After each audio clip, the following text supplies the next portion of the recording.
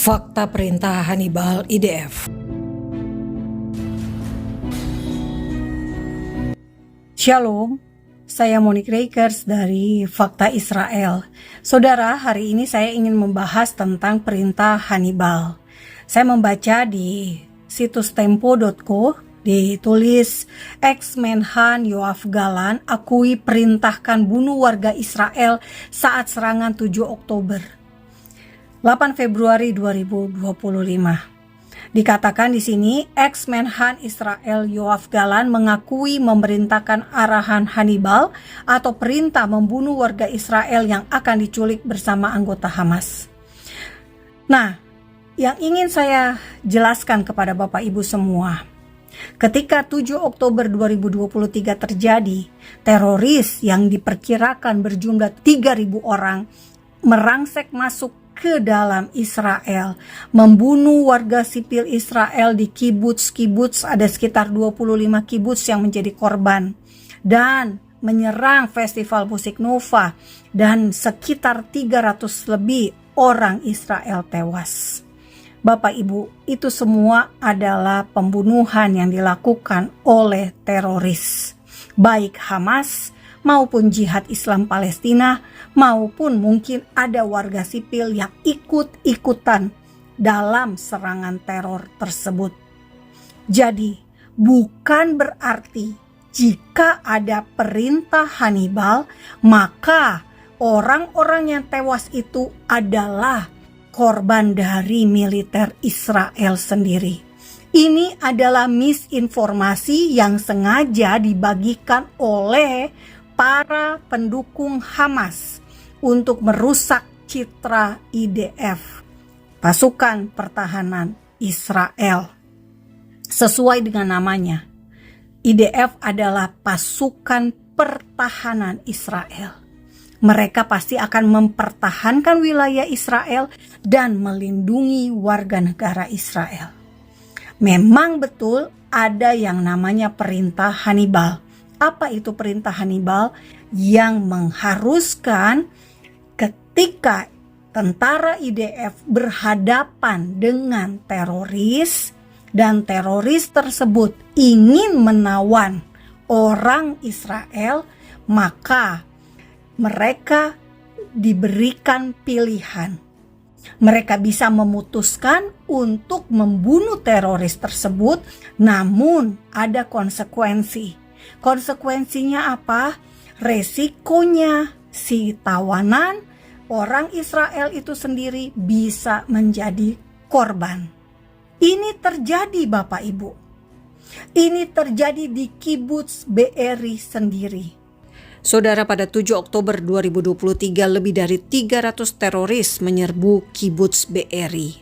Ini adalah perbandingan antara jumlah teroris dan jumlah tentara Israel di kibuts Be'eri pada 7 Oktober 2023 tersebut.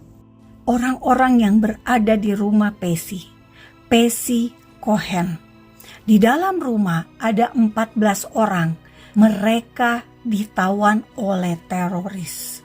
Saudara, di rumah Pesi Cohen, teroris mengumpulkan 15 orang warga sipil Israel sebagai sandera. Tujuannya adalah agar para teroris bisa pulang kembali ke Gaza dengan aman. Sandera ke-15 adalah Suhaib Abu Amer Rasim, 22 tahun. Ia adalah supir bus dari Yerusalem. Ia sedang menunggu para penumpang kembali ke Yerusalem dari festival musik Nova. Namun ia dibawa ke kibuts Be'eri sebagai penerjemah Hamas, karena ia adalah orang Arab Palestina yang bekerja di Israel. IDF mengetahui hal ini. IDF tahu bahwa di dalam rumah tersebut ada teroris dan ada warga Israel. Lalu tahu Bapak Ibu apa yang terjadi? Yang terjadi adalah tank Israel melontarkan tembakan ke arah rumah dengan harapan teroris tersebut tewas. Bukan warga Israel yang tewas. Seorang teroris memilih menyerah dan keluar dengan menyandra Yasmin Porat, sehingga Yasmin Porat ini pun selamat. Saudara, IDF menembak ke arah rumah Pessi Cohen karena teroris menyerang IDF, meluncurkan granat roket ke arah pasukan. Apa yang terjadi ketika tank IDF ditembakkan ke arah rumah Pessi Cohen tersebut? 12 orang tewas. Yang hidup, yang selamat hanya 2 orang, yakni Hadas Dagan dan Yasmin Porat. Rumah Pessi Cohen akhirnya dihancurkan pada Agustus 2024. Karena ini adalah tragedi bagi warga Israel dan negara Israel. Khususnya ini merupakan tragedi besar bagi Kibbutz Be'eri sendiri. Bapak Ibu bisa bayangkan, seorang IDF memutuskan, mengambil keputusan untuk menargetkan teroris yang ada di dalam rumah. Tanpa ia ketahui, ternyata di rumah tersebut ada 14 orang. Jadi, apakah ini keputusan bodoh? Tidak. Ini adalah keputusan yang dimana seorang tentara harus berpikir dengan cepat untuk melindungi orang-orang yang ada di tempat tersebut.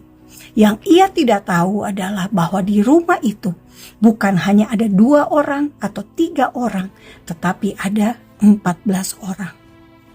Karena ternyata adalah teroris, setelah mereka menculik beberapa orang dari rumah-rumah di sekitar rumah Pessi Cohen ini, teroris membawa dan mengumpulkannya di dalam rumah si Pessi Cohen ini. Jadi Bapak Ibu, betul perintah Hannibal ada. Tetapi perintah Hannibal menewaskan 12 orang. Bukan 1.200 orang yang tewas di tangan Hamas. Jadi hati-hati Bapak Ibu semua.